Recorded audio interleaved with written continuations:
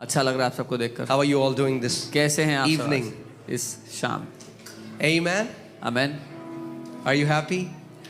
खुश You हैं? excited? उत्साहित हैं? Amen. Praise आमेन। God. प्रभु की स्तुति हो। Okay. So, without wasting any time, बिना समय गवाए quickly go to the word. हम जल्दी से वचन में जाएंगे। Amen. And I'll try to preach a short word. मैं एक छोटा प्रचार करने promise का you. प्रयास करूंगा। I'll try. वादा करता हूँ। I'll try. मैं कोशिश करूंगा। Okay. So, okay. Are you ready? तैयार Should हैं? we go into the word? All वचन में right. जाएं। See, all your life, your reality is perceived through your five senses. आपकी पूरी जिंदगी, आपकी हकीकत, आपकी इन 5 ज्ञानेंद्रियों के द्वारा परिभाषित होती है। Things that you could see, or you have seen, or you heard. जो चीजें आप देख सकते हो, देखते हो या सुनी हैं। And those five senses became the gateway through which you perceived your reality. और वो 5 ज्ञानेंद्रियां, वो रास्ता, वो दरवाजा बन गए जिसके द्वारा आप अपनी हकीकत को पता लगाते हो। And it's good. I mean, like, we live on this earth, we need our five senses. और अच्छा है, हम इस पृथ्वी पर रहते हैं, हमें वो 5 ज्ञानेंद्रियां चाहिए। But these five senses can also become a hindrance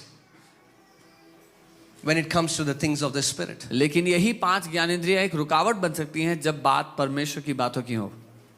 Because if you try to know God through your senses, you won't be able to. क्योंकि अगर परमेश्वर को अपने ज्ञानेंद्रियों से जानना चाहेंगे तो नहीं जान सकते। And that's why we need a sixth sense. और इसीलिए हमें एक 6वीं ज्ञानेंद्रिय चाहिए। And I'm going to talk about that. And that sixth sense is faith. और मैं उसके बारे में बात करूंगा और वो 6वीं ज्ञानेंद्रिय विश्वास है। Amen.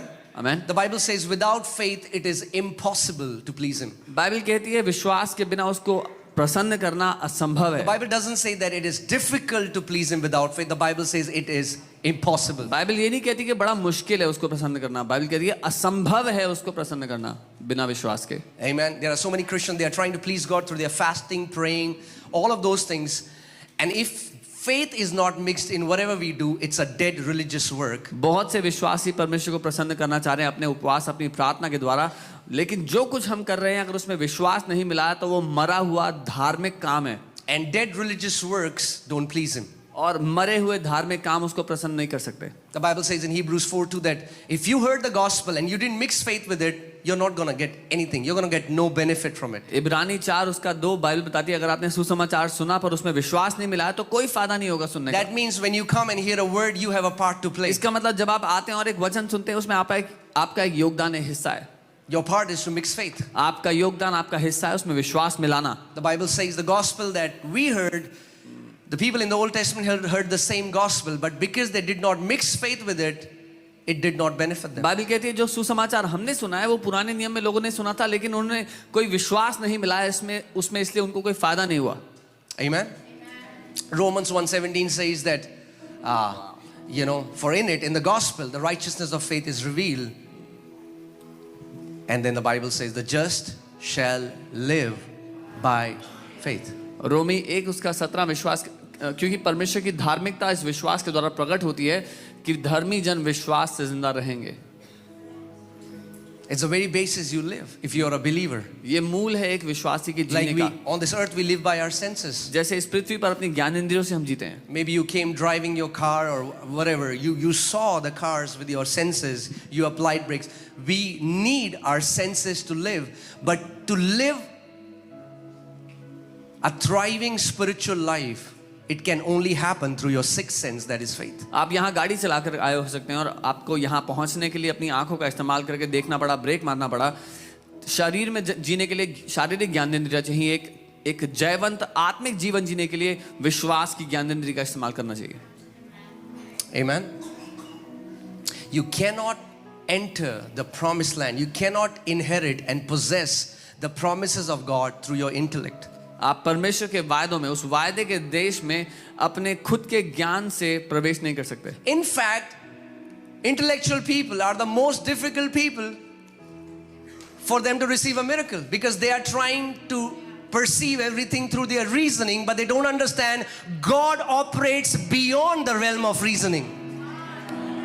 बल्कि जो ज्ञानी लोग हैं उनके लिए तो सबसे ज्यादा कठिन है परमेश्वर के वायदों में प्रवेश करना, क्योंकि वो हर एक बात को अपने ज्ञान और तर्क वितर्क के अनुसार भांपते हैं, लेकिन परमेश्वर उनके ज्ञान की दुनिया जहां खत्म होती है उसके बाद वो काम करना शुरू करता है। Thank God that Peter was not a professor in physics. प्रभु को धन्यवाद हो कि पतरस फिजिक्स का प्रोफेसर नहीं Because था, when Jesus said, "Come," he didn't say, "Oh, Jesus, don't you know the density of the water?" क्योंकि जब यीशु ने कहा कि पतरस आ जाओ तो उसने ये नहीं कहा कि अरे यीशु आपको पानी की डेंसिटी नहीं बताया। When he says, "Come," जब वो कहता don't है, worry "आओ," about the density of water, just obey it. तो पानी की डेंसिटी की चिंता मत करो, पूरा करो जो वो कह रहा है।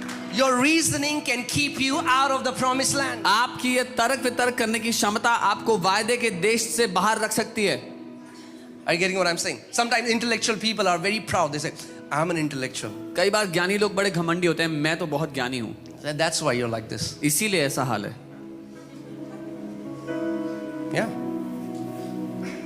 Jesus said, "Repent. You have to become like little children if you want to experience the reality of heaven." यीशु ने कहा मन फिराओ, छोटे बच्चों की तरह बनना पड़ेगा अगर स्वर्ग की हकीकत का सामना करना है।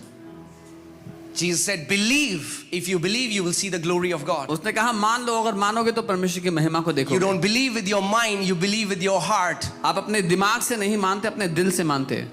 Amen. So today I'm going to teach you how to operate into that realm, and it's not difficult. तो आज मैं सिखाऊंगा कैसे उस दुनिया में आप जी सकते हैं, और ये मुश्किल नहीं है।